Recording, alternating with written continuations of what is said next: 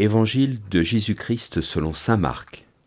En ce temps-là, les apôtres se réunirent auprès de Jésus et lui annoncèrent tout ce qu'ils avaient fait et enseigné.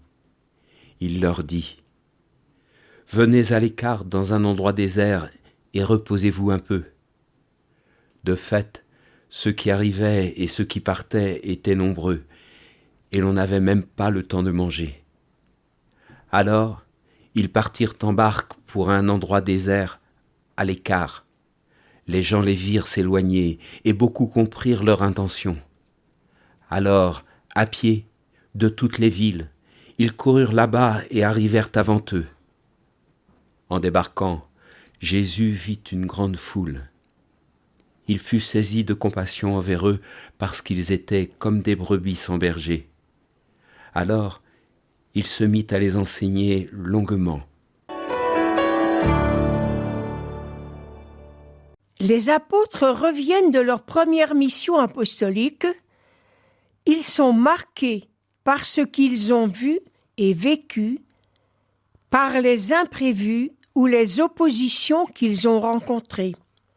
Fatigués, Jésus les invite à se mettre à l'écart de la foule pour se reposer afin de partager et échanger sur ce qu'ils ont fait. Nous devinons la richesse de ce partage.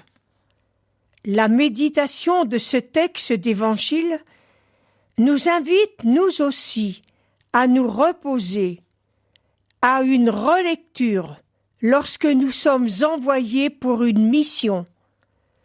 Sinon, nous risquons de plonger dans l'activisme qui ne permet pas d'accueillir le travail de l'Esprit en nous et autour de nous.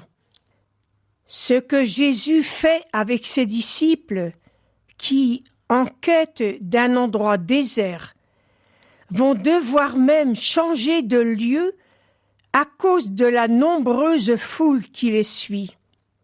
Et cette foule est si importante que Jésus est pris de pitié et de compassion parce que toutes ces personnes sont comme des brebis qui n'ont pas de berger. Alors Jésus se met à les enseigner longuement, et ses paroles vont les guider et les nourrir, tant ces gens sont assoiffés de bonheur. Avec toute cette foule, l'urgence de la mission s'impose.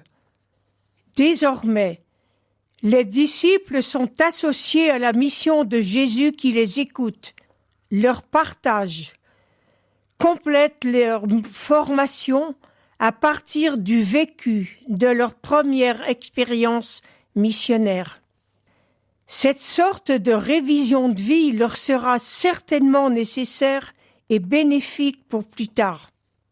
D'ailleurs, à partir de ce moment, les apôtres sont devenus de véritables associés et collaborateurs de leur maître. Cette rencontre des disciples autour de Jésus n'a sûrement pas été un bavardage en rond, mais un authentique et fructueux échange qui les a fait progresser et mis en responsabilité partagée. Par notre baptême, nous aussi, nous sommes tous des associés, des envoyés à la mission du Seigneur. Quel temps de prière, de repos, je prends avec le Seigneur pour bien assimiler sa parole. Le manque de temps, de rencontre avec le Christ, nous conduit souvent à l'inefficacité de la mission. Avec le Christ, soyons des rassembleurs, des bâtisseurs du royaume, et n'oublions pas de demander au Père d'appeler des ouvriers pour sa moisson. L'évangile du jour était commenté par Monique Pichon, laïque en mission ecclésiale à la paroisse de Chaland en Vendée.